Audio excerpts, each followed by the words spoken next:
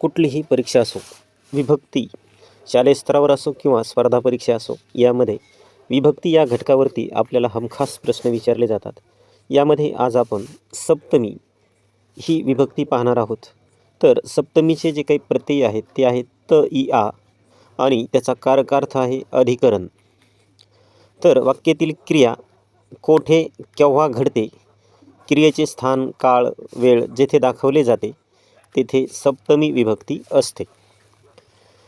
की आपल्याला जी काही क्रिया जिथे घडत असेल ठिकाण, त्याला जर प्रत्यय आपला या त, इ, आ पैकी असेल तर तेथे आपल्याला सप्तमी विभक्ती असते.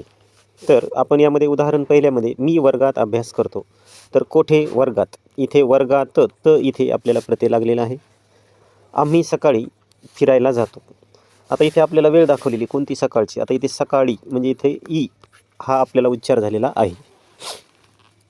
त्यानंतर आपल्याकडे तिसरा आहे साधू संत येती घरा, तोची दिवाळी दसरा. आता इथे घरा आणि दसरा इथे आपल्याला आ हा न दिसता परंतु उच्चार त्याचा काय होतो, आ. विद्यार्थी नदीत पोहत आहेत. कोठे पोहत आहेत, नदीत. इथे त आलेला आहे.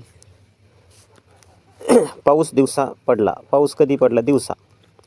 सा इथे आ हा उच्चार आपला होतो. आणि रोज सकाळी मंदिरात आरती असते. मंदिरात त.